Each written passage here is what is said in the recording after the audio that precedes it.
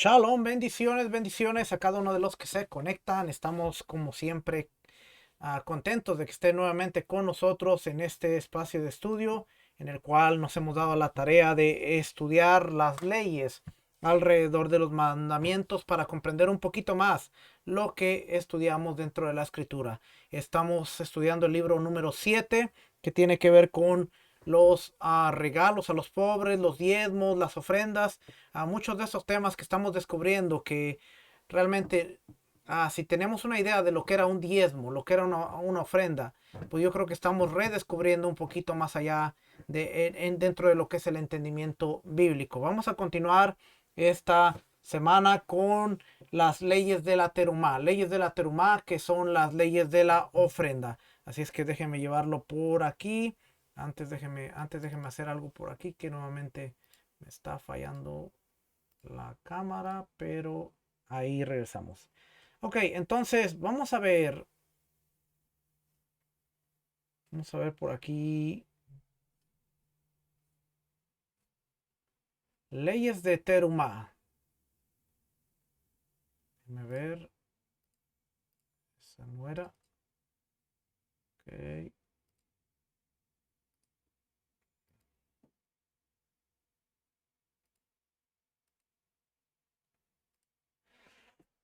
Ahora sí, ahí estamos. Leyes de la Terumá.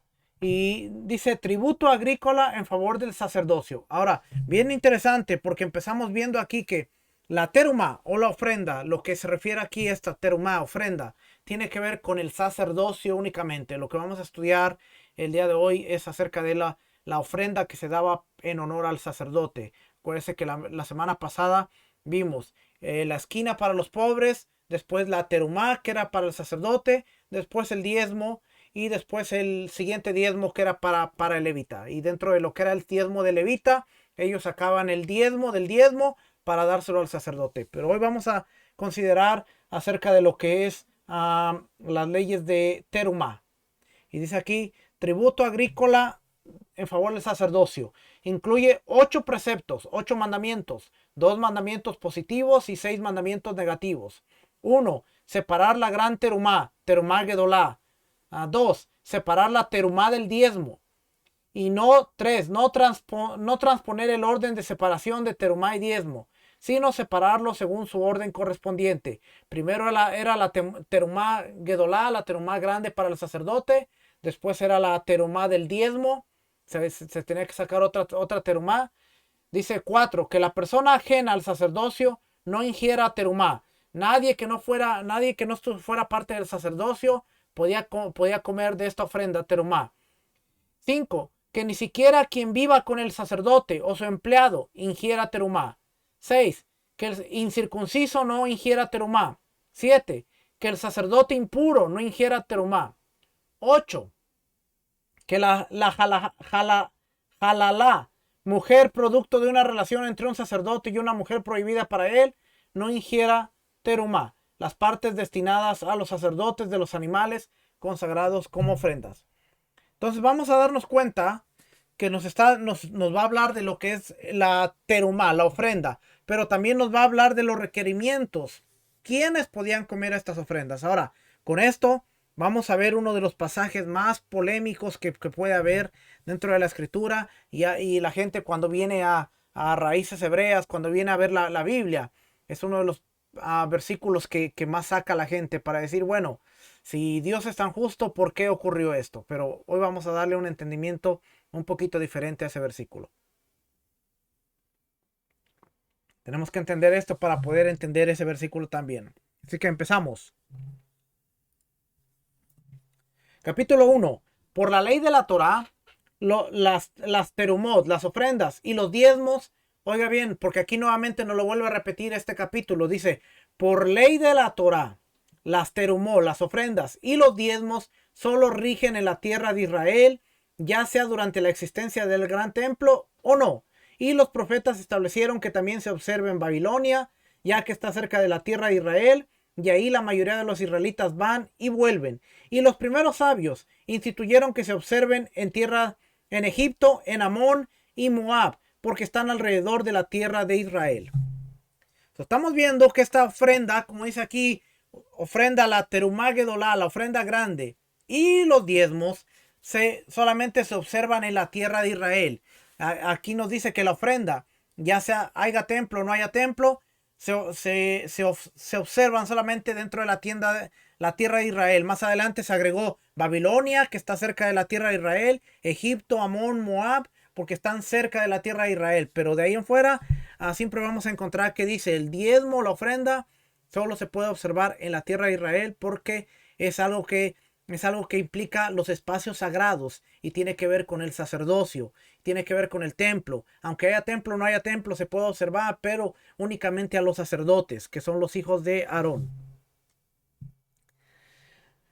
Aquí nos va a explicar qué es la tierra de Israel. En términos, tierra de Israel es todo lugar que alude a las tierras que fueron conquistadas por un rey de Israel, o un líder, o un profeta con la conformidad de la mayoría de israelitas. Esto se denomina conquista comunitaria.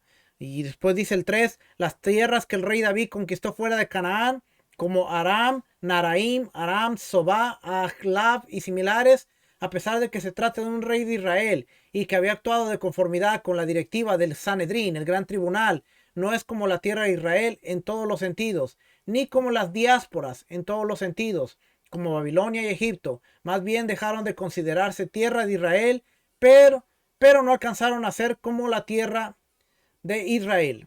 ¿Okay? Se está haciendo una diferencia entre lo que es la tierra de Israel y lo que no debe considerarse como la tierra de Israel. También aquí Suria nos está hablando de todos estos lugares. Son importantes porque dice aquí el 6. Resulta entonces que todo el mundo se divide en 3 categorías. Oiga bien las categorías que se divide el mundo. 1. Dice 3 categorías respecto a los preceptos agrícolas. Está la tierra de Israel, Suria y la diáspora, que es Babilonia y Egipto. La tierra de Israel se subdivide en 2. Todo lo que asentado por los que subieron de Babilonia y todo lo que queda, todo lo que asentaron los que salieron de Egipto. Ese es 1. La diáspora se divide en 2. Egipto, Babilonia, Amón y Moab, donde los preceptos agrícolas rigen por ley rabínica y profética. Y por otro lado, las demás tierras, donde la terumot y los diezmos no rigen. Así es que el mundo está dividido en 3 partes. Lo que es la tierra de Israel, lo que es la diáspora, donde entra Egipto, Babilonia, Amón y Moab, donde de acuerdo al Sanedrín y a los profetas rigen los diezmos y las ofrendas. Y el último es las demás tierras del mundo, donde las terumot y los diezmos no rigen. ¿Ok? No rige el terumot, no rige la ofrenda, no rigen las ofrendas, no rigen los diezmos. Pero lo que sí rige lo que sí aplica es un tributo, como ya lo explicamos la semana pasada. Un tributo de agradecimiento, un tributo de reciprocidad. Eso yo creo que ya nos quedó bien claro y aprendimos la semana pasada que así debe de ser, ¿va? Aunque ahora decimos, no entran los diezmos, no podemos tomar eso como que no aplican los diezmos y ya no se deben dar diezmos. ¿Ok? Eso es bien importante. Así es que seguimos por aquí. Sigue hablando de la tierra, Babilonia. ¿Dónde es Babilonia? Los no judíos y la tierra. Todo eso tiene que ver con dónde aplica. Vamos a ir al capítulo 2.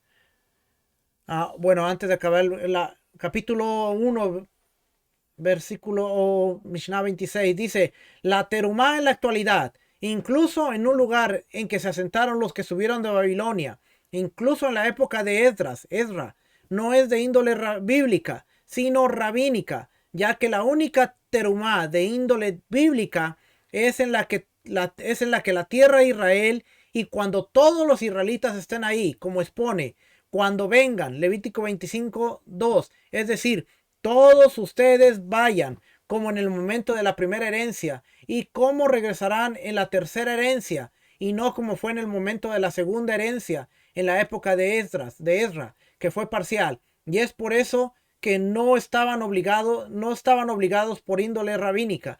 Asimismo, mi parecer, dice Rambán, es que esta ley también se refiere a los diezmos, que la obligación en la actualidad es de índole rabínica como la terumá.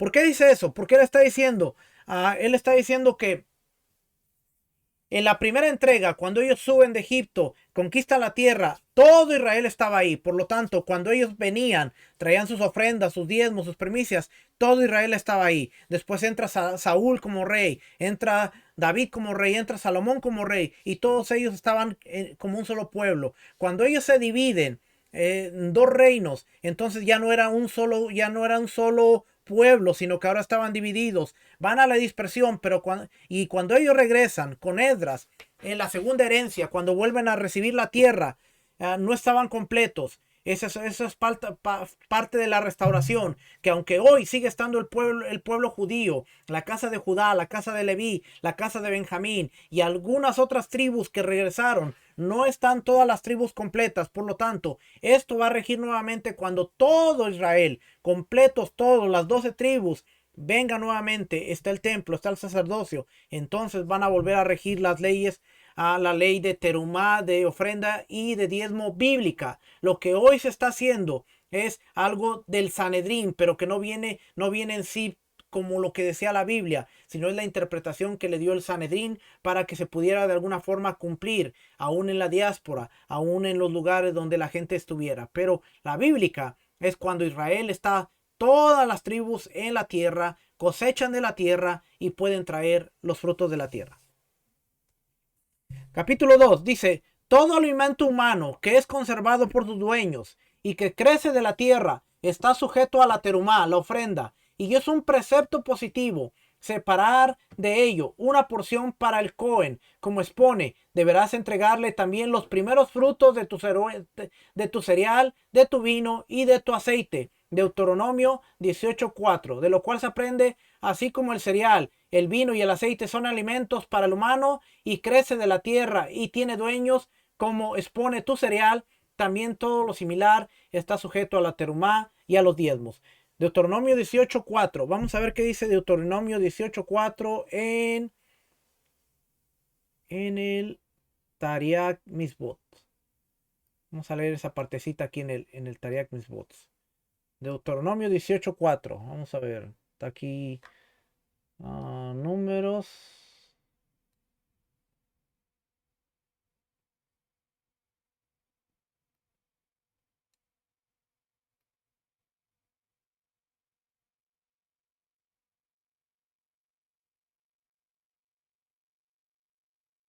Números. Voy a llegar a Deuteronomio.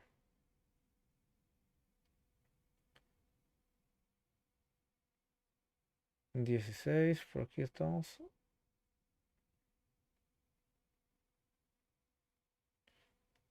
17. Aquí está. Ok. Deuteronomio 18:4 dice, las primicias, aquí le llama primicias, es la terumá, las primicias de tu grano, de tu vino y de tu aceite le darás. Es una misbah, es un mandamiento, dar al Cohen, al Cohen, al sacerdote, su porción del producto. Esto se llama la gran terumá o terumá gedolá. Aunque la Torá no prescribe la cantidad, uno debe separar para terumá. Los sabios instituyeron, el Sanedrín, que uno debe aportar y dar a un Cohen entre una 40ª y una 60ª parte del total producto. Si una cierta cantidad de terumá se dividiera en 100 medidas iguales del mismo tipo de producto, cualquier medida puede ser sacada y dada al Cohen, y las 100 medidas restantes son permitidas para uso común. Sin embargo, si cayera en productos que no son menores de 100 veces su medida, toda la mezcla recibe un estatus santo y está prohibido para los Kohanim. Y ahí nos manda al mandamiento 72 y al mandamiento 280. También nos dice el mandamiento 508. Y la primera esquila de tus ovejas le darás a él. Es un mandamiento, una misbad. Dar al Cohen, una vez más al Cohen, el primero de los vellones, la lana. La lana entregada al Cohen debe ascender a por lo menos el valor de 5 selaim después del blanqueo. Solo uno que posee al menos 5 ovejas, cuyo peso total en lana equivale al valor mínimo de 60 selaim, está obligado a realizar esta misbah. Asimismo, cada una de las 5 ovejas debe producir por lo menos 12 selam de lana para que se aplique esta misbah. Un dueño de más de 5 ovejas no está obligado a dar más de esta cantidad. Los leviim, los levitas, también están obligados a cumplir con esta misbad. Dado que la Torá quiere asegurarse que este es el propósito de esta ofrenda. Dado que la Torá quiere asegurarse que los Kohanim, los sacerdotes, tuvieran todas sus necesidades satisfechas, incluso el material suficiente para sus vestidos y para vestirse, como pago por sus servicios en el Beit Hamidash. Por lo tanto, se nos ordenó darles exclusivamente lana de oveja, que es de gran calidad y apta para vestir. Ese es el mandamiento, es lo que nos está explicando ahí. Y vemos cómo dice la perspectiva. ¿O para qué se instituyó este mandamiento? Es para asegurarse que los Kohanim, los sacerdotes, que su trabajo es ministrar, su trabajo es trabajar con las ofrendas, trabajar en el templo, en el Beit Hamidash, ellos tengan todo lo necesario para comer, tengan lo necesario para vestir, y por eso se le daban los productos, el trigo, las olivas, el aceite, el vino, para que ellos pudieran estar bien en sus hogares, y también la lana, y también se le daban los cueros de las ofrendas para que ellos pudieran ya sea venderlos. ¿Qué se hacía con el cuero? Se hacían los pergaminos cuando se curtían, ya sea que ellos los llevaban a curtir o podían ellos mismos curtirlos cuando regresaban a sus ciudades, hacer pergaminos, venderlos para hacer rollos de Torá, para hacer rollos de Mezuzá, para hacer rollos de los tefilín. Pero siempre se estaba buscando que los sacerdotes tuvieran los recursos para que ellos no se preocuparan. Ellos estaban en el trabajo al eterno, en el templo, mientras que todos los israelitas se aseguraban de que a ellos no les faltaba nada. Y eso era la perspectiva de los mandamientos, ¿ok? Si es que ya leímos por ahí el Tariag Mitzvot, los mandamientos. Dice aquí, el yero, si bien no es alimento humano, y yo me puse hace rato a ver y dije, ¿qué es yero? ¿Qué es yero? Porque dije, no puedo, me van a preguntar qué es yero y yo no voy a saber qué es yero, así es que déjenme ver. A ver si puedo arrimar este por aquí. Ok. De acuerdo al rabino Google, nos dice que yero es lo que conocemos nosotros realmente como chícharos. ¿Ok? Aquí está, mire, yero, origen, descripción de cultivo. Está entre lo que son los chorizos, yo estoy pensando en otra cosa. Los chícharos y garbanzos. Aquí está el yero seco. Esto es lo que dice yero. Mire aquí, yeros. Y aquí están las plantas de yero, también yeron. Pero este yero son más como los chícharos. ¿Ve? Aquí está, yero. Este es el yero. Porque no quería que dijera usted, ¿y qué es yero? Yero, ahí está, aquí están más. Yero, besa y yero. Es una legumbre. ¿Ok? Ahí lo tiene. Ya le enseñé lo que es el yero. ¿Ok? Sí, déjenme. Dice entonces, el yero, si bien no es alimento humano, siendo que se lo come en años de hambruna, está sujeto a terumá y diezmos. La cia, que es un tipo de menta. ¿Qué le dijo Yeshua a los fariseos? Diezma la menta, el comino y el enhedo. Bueno, mira, aquí dice la cia, un tipo de menta. El orégano, hisopillos que fueron sembrados desde un principio para humanos, están sujetos a diezmo, y lo mismo se aplica en casos similares. Si fueron sembrados para animales, a pesar de que mientras están ligados a la tierra cambia de parecer y los tienen en mente para humanos, están exentos porque un pensamiento en algo ligado después de que enraizó es considerado nulo. En caso que crecieron espontáneamente en el patio, si es un patio que conserva sus frutos, están sujetos a la ofrenda y al diezmo, porque seguramente es para humanos, de lo contrario están exentos. Las semillas del jardín, no comestibles como la semilla del nabo, del rábano, de cebollas y similares, están exentas de terumá y diezmos, porque no son alimento humano, pero la neguillá está sujeta a terumá y diezmos. Sigue hablando de más cosas. Los pimpollos de alolva, mostaza, frijol blanco, la alcaparra y cafrecín están exentos.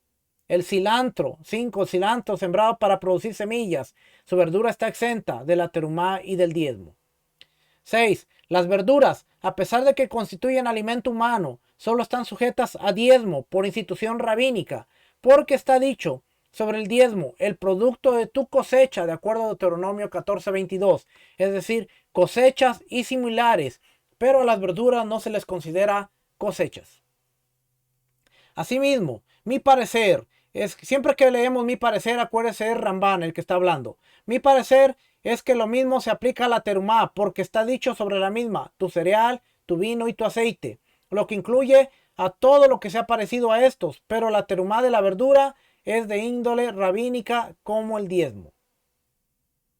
7 nuevamente nos dice, no se separa terumá y diezmos de verduras en la diáspora, ni siquiera en los lugares que hemos dicho en el capítulo 1, lo que leímos.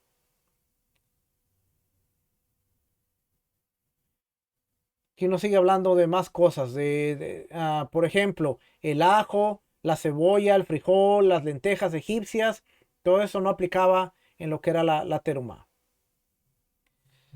14. La terumá es para el Cohen, ya sea este impura, ya sea esté impura o pura. Incluso si todo el cereal o vino se impurifica antes de separarlo, es obligación separar terumá en impureza y dárselo al Cohen, como expone. Te transfiero la responsabilidad de mis ofrendas terumá, números 18:8, lo cual incluye tanto a la impura como a la pura. La pura la comen los Kohanim, y la impura, ellos se benefician con su quema. Si es aceite, pueden encender con eso. Y si es cereal o similar, pueden encender el horno. Así es que, ¿qué era la ofrenda impura? Era todo aquello que adquiría alguna impureza antes de dársela al sacerdote. De igual manera se la tenían que dar como terumá, porque si eran espigas, las podían quemar y podían calentarse con ellos. Si era aceite, podía prenderlo para alumbrarse y también para calentarse. El versículo 16.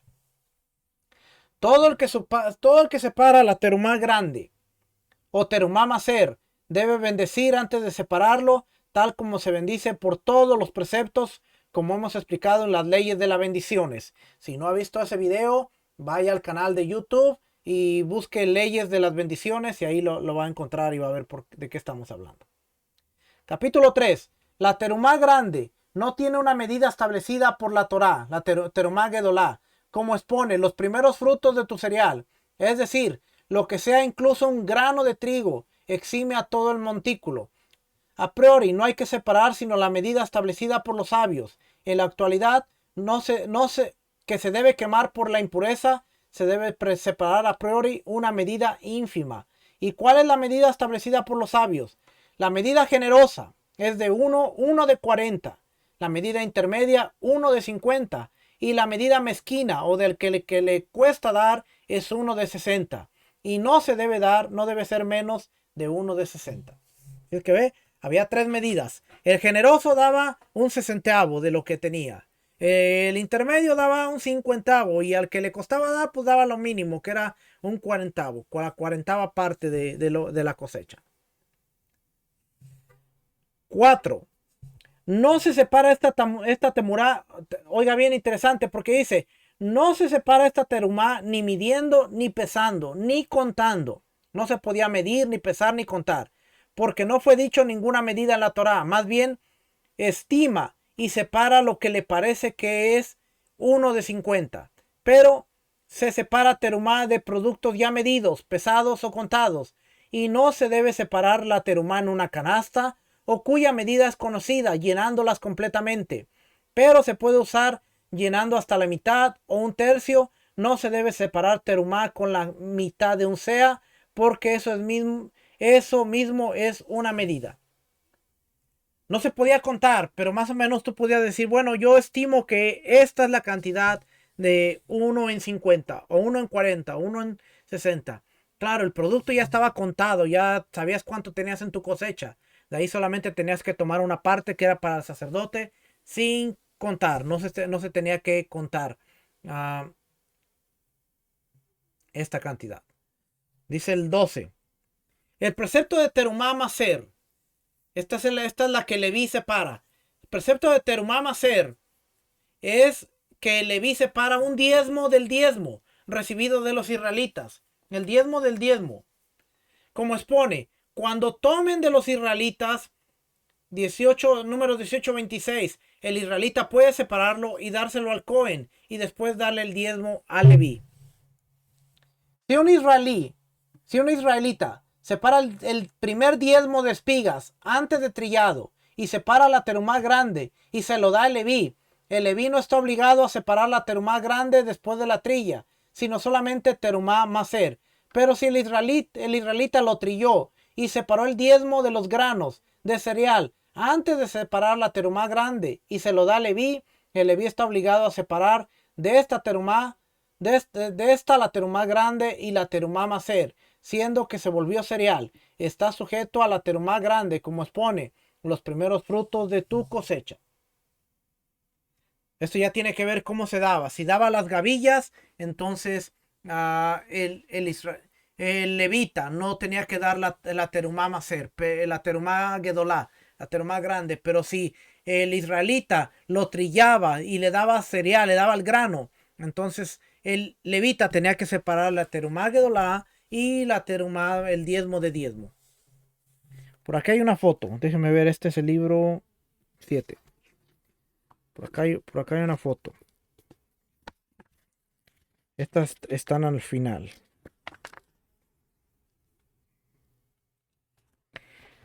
Estas son las diferencias en cuanto a la cosecha. Estaba lo que era la cosecha, el alisamiento, ya cuando ya estaba el grano, el cereal. La trilla era cuando era pisoteado para sacar el grano. Estaban las gavillas, que era prácticamente la cosecha, pero en una gavilla. Así es que ahí estaban los diferentes. El aventar era después del trillado, cuando separar la basura de los granos de trigo. Y eran los diferentes. So, dependiendo cómo estuviera el grano, así era la responsabilidad del levita. También si se daban a las olivas, entonces, y las olivas se hacían aceite, bueno, el levita ya no tenía que dar a la terumá gedolá, sino solamente dar el diezmo del aceite. Pero si daba las aceitunas que no se hacían aceite, tenía que dar la terumá gedolá, la ofrenda para el Cohen, y después el diezmo del producto de la oliva. Igual con las uvas. Una cosa eran las uvas y otra cosa más diferente era el vino que ya había sido procesado. Eso era la diferencia. ¿Okay? 23. La separación de terumá y diezmos debe hacerse en orden. Había un orden. ¿Qué significa ello? Antes que nada se separan los bikurim, las primicias, los primeros frutos, luego la terumá gedolá, luego el primer diezmo, luego el segundo diezmo o el diezmo del pobre, según corresponde en cada año, como vimos la semana pasada. Y si uno anticipa el segundo diezmo al primero, el diezmo a la terumá, o si anticipa la terumá a los bikurim, a pesar de que transgrede un precepto negativo, que es una prohibición, lo que hizo es válido. ¿Y dónde sabemos? ¿De dónde sabemos que es un precepto negativo? Como expone, no demores tus bikurim ni tus ofrendas agrícolas. Números 22-28. Está mal. Déjeme checar algo, porque Shemot es Éxodo, no es números. Entonces vamos a ver números 22-28 para ver cuál de ellos es, porque pues uno es otro. Números 22-28. Que dice Shemot, pero números 22-28.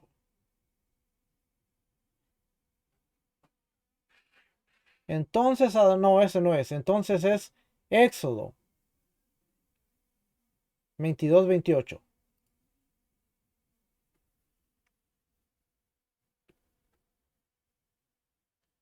Aquí está, mire.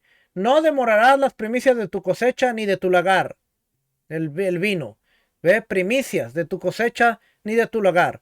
Me darás el primogénito de tus hijos. Aquí está. No. Aquí está mal. Debe ser Éxodo. Aquí no sé por qué pusieron números, pero es números 22-28 en la Biblia hebrea, 22-29 en la Reina Valera. ¿Okay? Ahí para que sepa, está mal eso ahí. Yo no lo escribí, así es que no es mi error. Es error del que hizo el libro. Así es que no soy el único que comete errores, ya ves.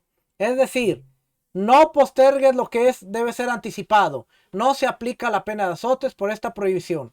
El que desea separar la terumá gedolá y terumá maser al mismo tiempo debe separar 3% de la cosecha. ¿Ves? Seguimos agregando. No era el 10% solamente, porque dice, el que quiera separar terumá gedolá, la terumá grande, y la terumá maser del diezmo, al mismo tiempo debe separar 3% de la cosecha y debe declarar 1% de lo que está aquí de toda la cosecha que está al lado. El 3% que separe es mundano y lo que queda de lo que separe, el otro 2% es terumá por toda la cosecha. El diezmo correspondiente a estos 100 de cosecha mundana está del lado que separe y lo que queda aparte de la terumá que separe, que es el 1%, que en un principio había declarado mundano, es terumá maser por todo. Entonces debe separar 3% de toda la cosecha. Capítulo 4 está hablando de emisarios. Esto no tiene nada que ver. ¿Quién es el que va y separa la ofrenda? ¿Quién es el que separa la terumá? Capítulo 5. No se separa como terumá, sino lo mejor. Oiga bien, lo mejor se daba como la terumá para el Cohen. Como dice, cuando separen la mejor parte, números 18:30.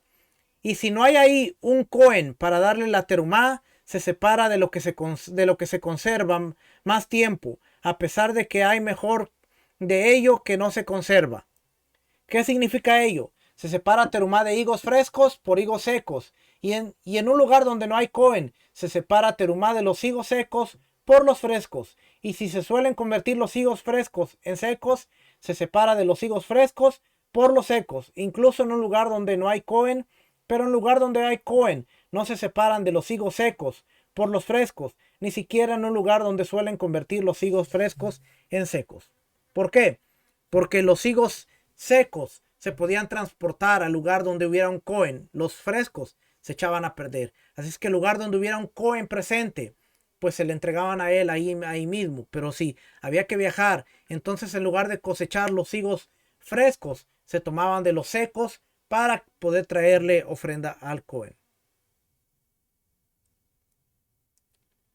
Sigue por aquí en capítulo 6. Capítulo 6. La terumá y la terumá maser. Fíjense que son dos. Está hablando siempre de dos. La del Cohen y la del maser, que es la del diezmo. La terumá y la terumá maser pueden ser consumidas por los kohanim, ya sean hombres como mujeres, ya sea ellos mismos como sus esclavos cananeos y los animales.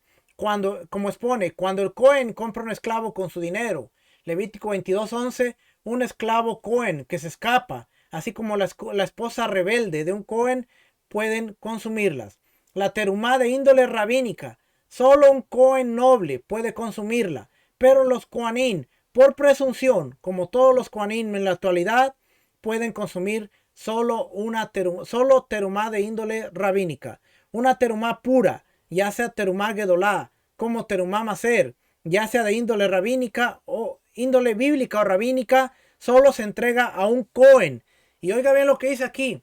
Solo se entrega a un Cohen estudioso de la Torá, porque está prohibido consumir terumá impura. Y todas las personas comunes tienen presunción de ser impuras, por ello le da la terumá impura al Cohen de su elección. Una mujer israelita que se casa con un Cohen, aunque sea una menor de 3 años y un día de edad, que no pasa eso, ¿verdad?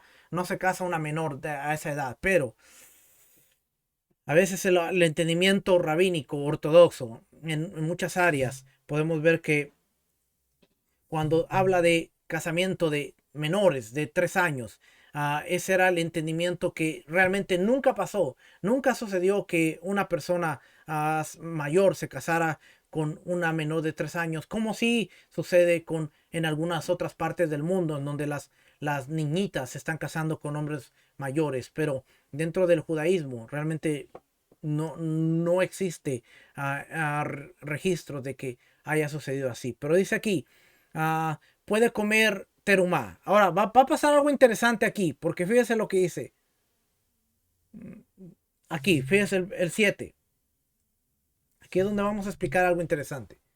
A partir del momento en que una hija de un Cohen se casa con un ajeno, alguien que no es Cohen, no podrá comer más de las sagradas ofrendas que son para los Kohanim. Levíticos 22:12. Esta prohibición incluye dos variantes: que si esta mujer tiene una relación íntima con un hombre prohibido para matrimonio para ella y se convierte en zona o halalá, como lo explicamos en las relaciones de las relaciones íntimas prohibidas. También por ahí está el video. Pero la terumot, las ofrendas, ella puede comer después de divorciarse del israelita o quedar viuda en caso de no haber dejado un hijo que tuvo con ella. Como expone, si la hija del Cohen enviuda o se divorcia sin tener hijos y vuelve a la casa de su padre, podrá comer del alimento de su padre, la terumá. ¿Por qué le estoy leyendo esto? Porque vamos a ver aquí la parte donde dice, capítulo 7. El Cohen impuro tiene prohibido consumir terumá, ya sea pura o impura, como expone. Todo descendiente de Aarón que estuviese afectado por Zarat, tuviese flujo masculino, no debe comer de las ofrendas sagradas. Levítico 22:4. ¿Cuál es la santidad que comen toda la descendencia de Aarón, tanto los hombres como mujeres? Esto es la terumó, las ofrendas. La diferencia es que el Cohen impuro que come terumá pura es pasible de la pena de muerte a manos del cielo, y por ello se aplica la pena de azotes, como expone Levítico 22:9. Y el Cohen impuro que come terumá impura, a pesar de que transgrede una prohibición, no es penado con azotes, ya que no es algo sagrado. Los impuros no pueden comer terumá hasta que se sumerjan en la migmé. Está hablando de sacerdotes impuros. Anochezca y salgan 3 estrellas medianas, y en este momento ocurre un tercio de hora después de la puesta del sol. Como expone, desde la puesta del sol quedará puro.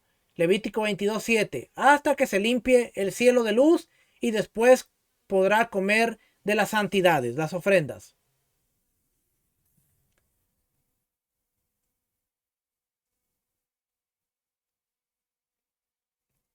Quiero enseñarle algo que lo vamos a llevar. Vamos a llevar una parte en donde hay un versículo bien controversial. Creo que es en el capítulo 8. ¿Dónde fue que lo leí?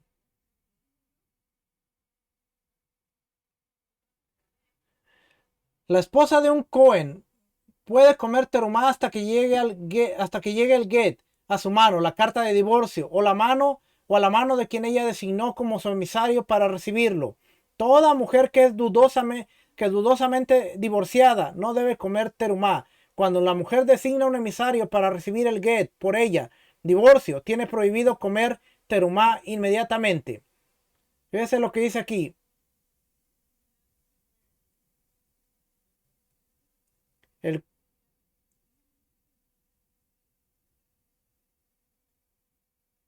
Aquí está. El ajeno a la quejuná, es decir, el no Cohen que come terumá, inadvertidamente debe pagar el valor de lo que comió más una quinta parte. Aquí es donde muchas veces decían, si tú te comes el diezmo, no traes el diezmo, debes ponerle una quinta parte. Realmente no era el diezmo, era la ofrenda que se le daba al sacerdote, era la terumá gedolá. Si tú la comías, entonces lo que tenías que hacer era reponerla y ponerle un quinto de su valor. 5 veces más lo que tú te comiste. Pero por alguna necesidad tú tenías que comértela. La podías comer. Solo tenías que agregarle un quinto de su valor. Pero no era el diezmo. Era la ofrenda para el sacerdote. ¿Okay? Dice aquí. Tanto el no Cohen, el 2, tanto el no Cohen que come algo que suele comer, bebe algo que se suele beber, o se unta algo que se suele untar, como expone, no profanen las santidades de los israelitas, lo que incluye al que se unta, y tanto el no Cohen que come terumá impura, inadvertida, como el que come terumá pura, debe pagar el valor de lo que comió más un quinto, y no queda sujeto al quinto a menos que come lo equivalente al tamaño de una aceituna. 5 veces más.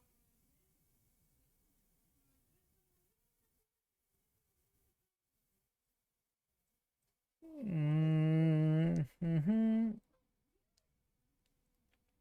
Yo sé que lo subrayé, pero vaya, vamos a llegar por aquí.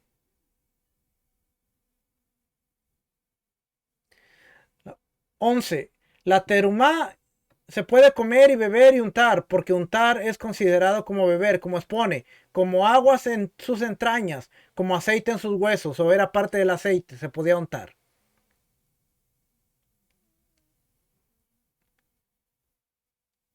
Aquí está cómo se podían, el salvado grueso del trigo, los frutos frescos. ah,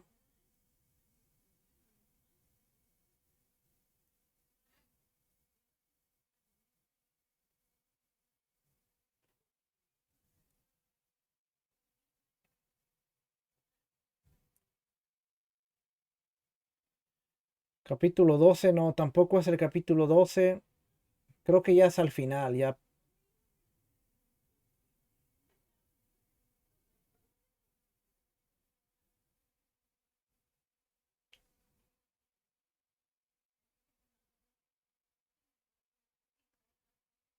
Esto sigue hablando de la separación.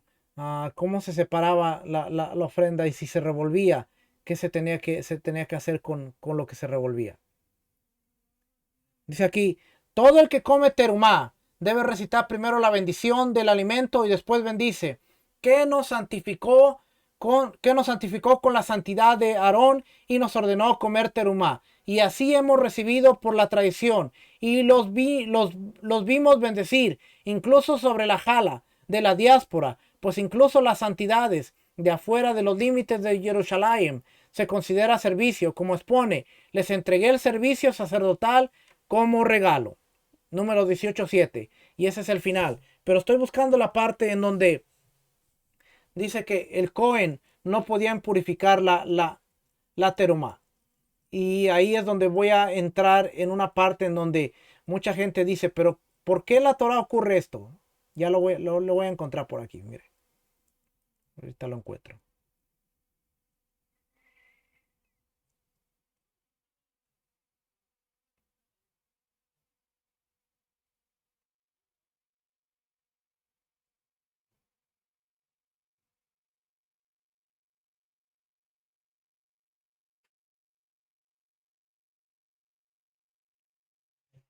Aquí está, mire, el 16.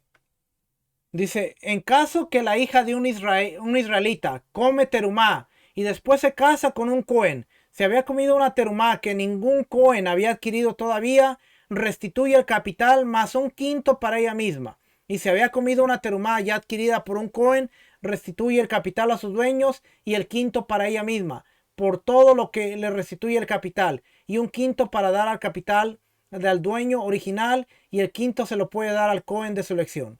Y si no alcanza a restituirlo hasta haberse divorciado, en cualquier caso, no se le puede restituir a ella misma y se considera como si nunca se hubiese casado con un Cohen.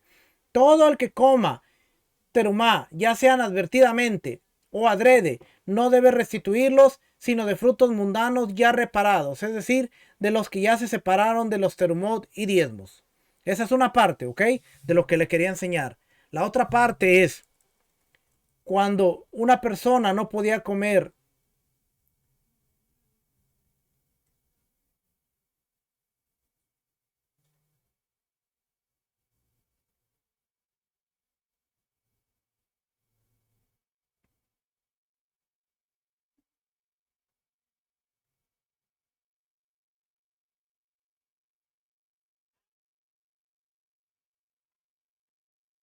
El 7, aquí el 7. Dice, si una hija de un Cohen se compromete con un israelita, tiene prohibido comer porque él ya tiene adquisición en ella. Y la hija de israelita que se compromete con un Cohen no debe comer terumá hasta que ingrese a la jupa para evitar que se le dé de comer a los miembros de la casa de su padre, como explicamos en el capítulo 6, inciso 3.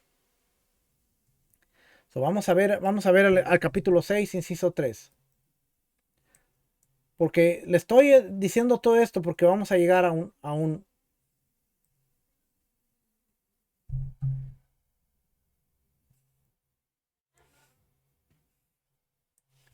O es que no seguí leyendo porque nos quedamos con lo de 3 años aquí. Aquí dice,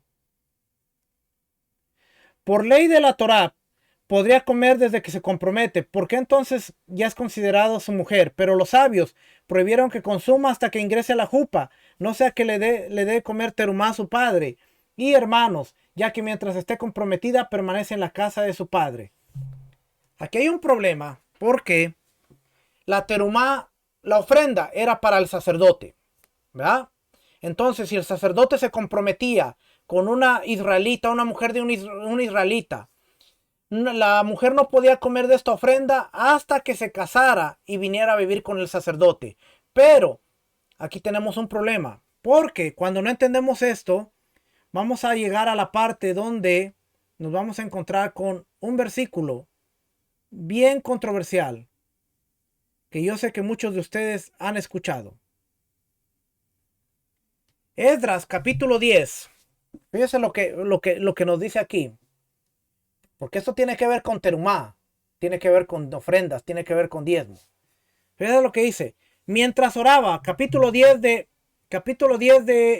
Esdras.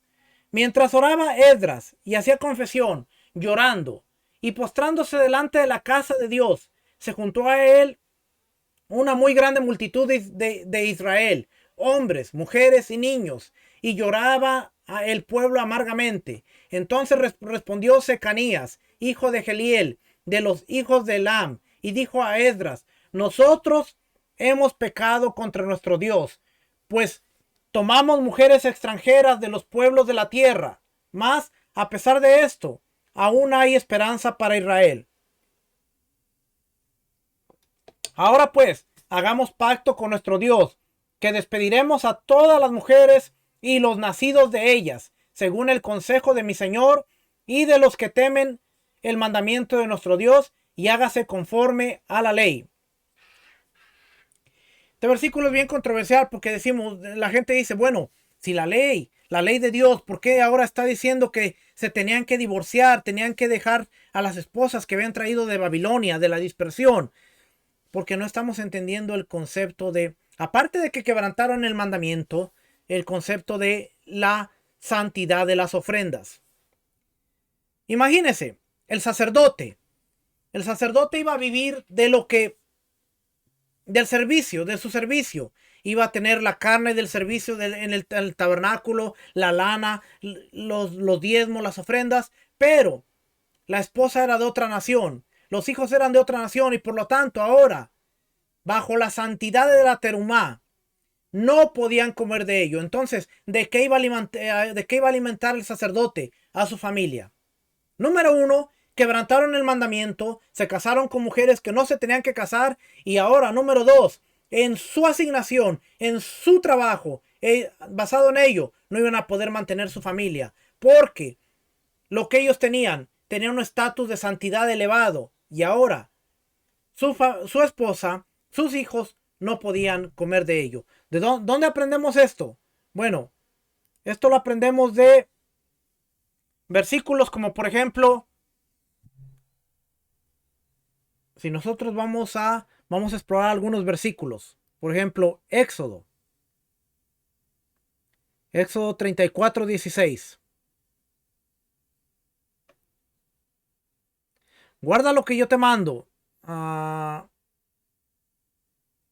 Guarda lo que yo te mando hoy. He aquí yo he hecho delante de tu presencia al amorreo, al cananeo, al eteo, al fereceo, al jebeo y al jebuseo. Guárdate de hacer alianza con los moradores de la tierra donde has de entrar, para que no sean tropezadero en medio de ti. Derribaréis sus altares y quebrantaréis sus estatuas y cortaréis sus imágenes de acera, porque no te has de inclinar a ningún otro Dios, pues Adonai, cuyo nombre es celoso, Dios celoso es. Por tanto, no harás alianza con los moradores de aquella tierra, porque fornicarán en pos de sus dioses y ofrecerán sacrificios a sus dioses y te invitarán y comerás de sus sacrificios. o tomando de sus hijas para tus hijos y fornicando sus hijas en pos de sus dioses, harán fornicar también a tus hijos en pos de los dioses de ellas. Deuteronomio 7. Deuteronomio 7, versículo 3 y 4. Y Adonai, y no emparentarás con ellas, no darás tu hija a su hijo, ni tomarás a su hija para tu hijo, porque desviará a tu hijo en pos de mí, y servirán a dioses ajenos, y el furor de Adonai se encenderá por sobre vosotros, y te destruirá pronto. Josué 23. Fíjate, este es el mandamiento que ellos rompieron. Josué 23, versículos 12 y 13. Porque si os apartaseis y os unieseis a lo que resta de estas naciones que han quedado con vosotros, y si concertareis con ellas matrimonios, mezclándoos con ellas, y ellas con vosotros, saber que Adonai vuestro Dios no arrojará más a estas naciones delante de vosotros, sino que os será por lazo, por tropiezo, por azote, para vuestros costados y por espinas para vuestros ojos, para que perezcáis de esta buena tierra que Adonai vuestro Dios os ha dado. Jueces, capítulo 3, versículos 5 y 6. A los hijos de Israel, así los hijos de Israel habitaban entre los cananeos, heteos, amorreos, fereceos, heveos y jebuseos, y tomaron de sus hijas por mujeres y dieron sus hijas a los hijos de ellos y sirvieron a sus dioses. Ahora, si regresamos a Esdras número 10, vamos a darnos cuenta que ya leímos que dice, van a hacer pacto y van a dejar ir a sus mujeres. Ahora, fíjese lo que dice aquí. Entonces se levantó Esdras y juramentó a los príncipes de los sacerdotes y de los levitas. ¿Ve? Ahí estaban metidos los líderes del pueblo. Se levantó Esdras y hizo juramento a los príncipes de los sacerdotes y los levitas y a todo Israel que harían conforme a esto, y ellos juraron. Se levantó Esdras delante de la casa de Dios y se fue a la cámara de Johanán, hijo de Eliasab. Después en el 18. En el 13 dice, versículo 11 dice, ahora pues, dad gloria a Adonai vuestro Dios de vuestros padres y hacer su voluntad, y apartaos de los pueblos de las tierras y de las mujeres extranjeras. Y respondió toda la asamblea y dijeron en alta voz, así se haga conforme a tu palabra. Pero el pueblo es mucho y el tiempo lluvioso, y no podemos estar en la calle, ni la obra es de un día ni de dos, porque somos muchos los que hemos pecado en esto. Todo el pueblo había pecado. Sean nuestros príncipes de los que queden en lugar de toda la congregación, y todos aquellos en nuestras ciudades que hayan tomando mujeres extranjeras, vengan en tiempos determinados, y con ellos los ancianos de cada ciudad y los jueces de ellas, hasta que apartemos de nosotros el ardor de la ira de nuestro Dios sobre esto. Así hicieron los hijos del cautiverio, y fueron apartados el sacerdote Esdras y ciertos varones, jefes de casas paternas según sus casas paternas. Todos ellos por sus nombres se sentaron el primer día del 10º para inquirir sobre el asunto, y terminaron el juicio todos aquellos que habían tomado mujeres extranjeras el primer día del mes primero. Oiga, ¿quiénes fueron? De los hijos de los sacerdotes que habían tomado mujeres extranjeras, fueron hallados estos. De los hijos de Jesúa, hijo de Josadac, y de sus hermanos Masías, Eliezer, Jarib, Gedalías, y dieron su mano en promesa de que despedirían sus mujeres, y ofrecieron como ofrenda por su pecado un carnero de los rebaños por sus delitos. De los hijos de Imer, Haní, Zebadías. De los hijos de Harim, Masías, Elías, Semaías, Geliel, Usías. De los hijos de Pasur, Eloenai, Masías, Ismael, Natanael, Josadab, Elasab. De los hijos de los levitas.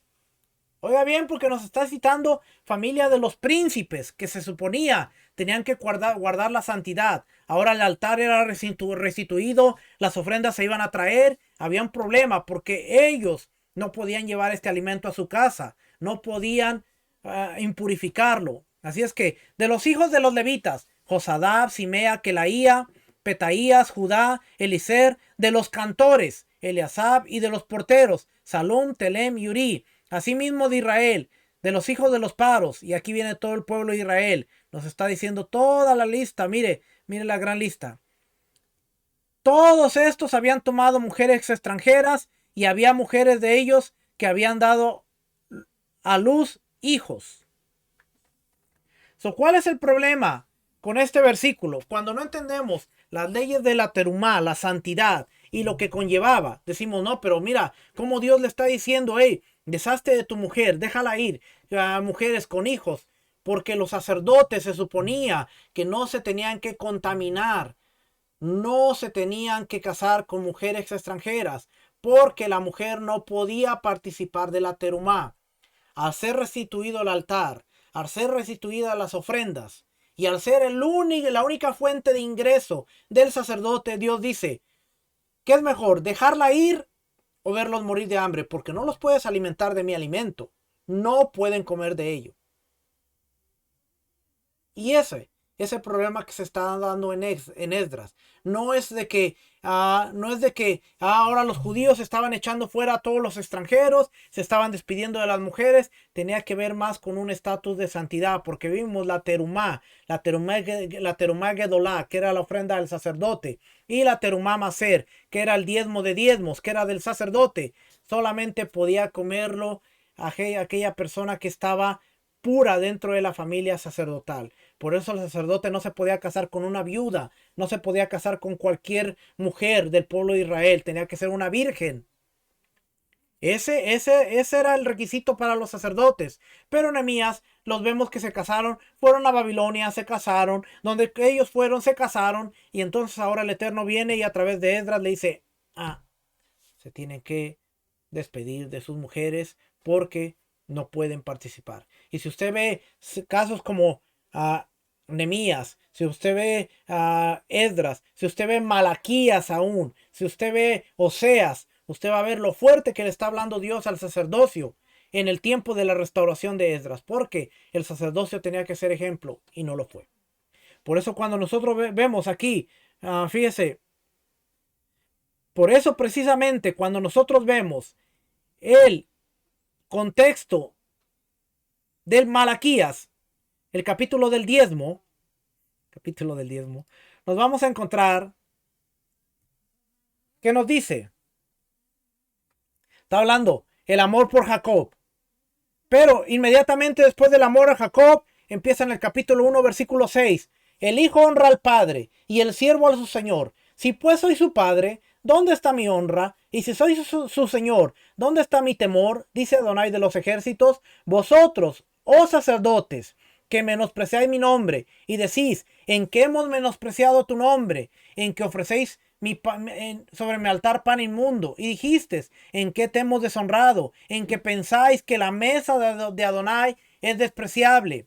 Y cuando ofrecéis el animal ciego para el sacrificio, ¿no es malo? Asimismo, cuando ofrecéis el cojo, el enfermo, ¿no es malo? Preséntalo a tu príncipe. ¿Acaso se agradará de ti? ¿O le serás acepto? Dice Adonai de los ejércitos. Ahora pues, orad por el favor de Dios para que tenga piedad de nosotros. Pero ¿cómo podéis agradarle si hacéis estas cosas?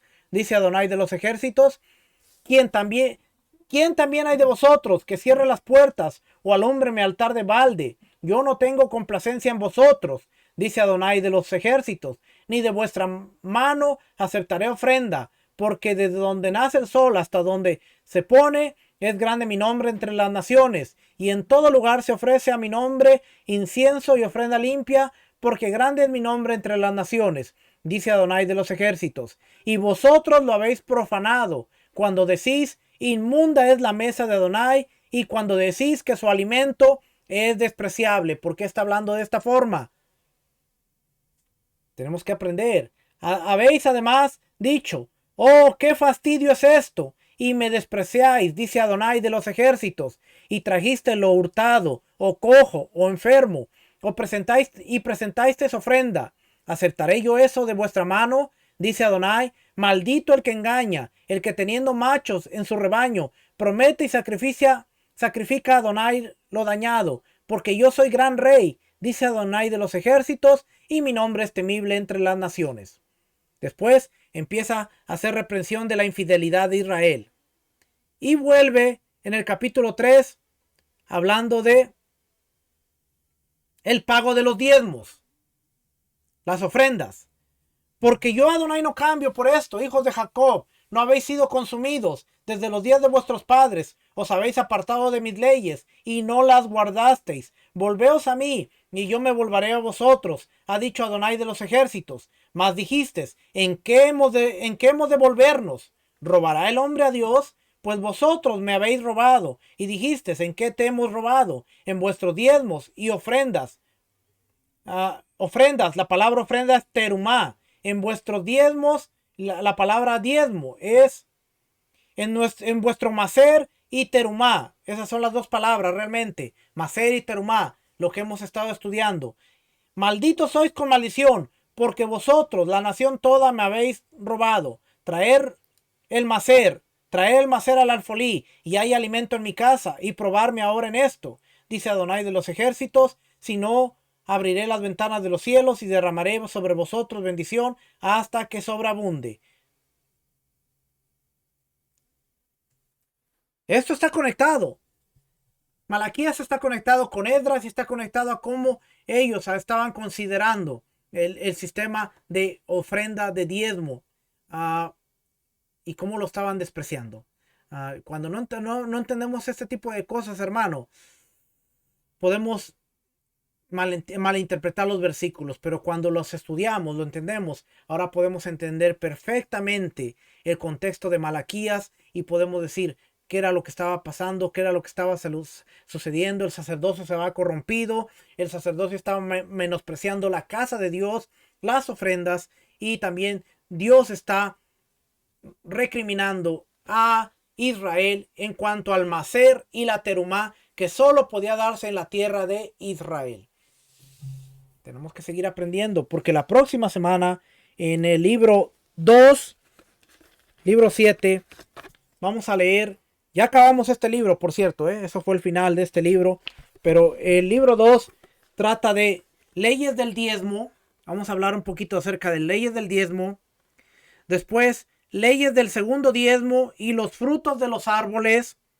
Acabamos de pasar este lunes Tu Bishva, que es el año de los árboles. ¿Por qué es importante saber cuándo era el año de los árboles? Porque al cuarto año se tenía que dar el diezmo de los árboles. Así es que cada árbol empezaba el conteo a partir del 15 del mes de Shevat. Y de ahí se contaba. Primer año, el fruto no se consumía. Segundo año, el fruto no se consumía. Tercer año, el fruto no se consumía. Cuarto año, todo ese fruto era primicias y era para los sacerdotes. Así es que leyes del segundo diezmo y los frutos de los árboles del cuarto año.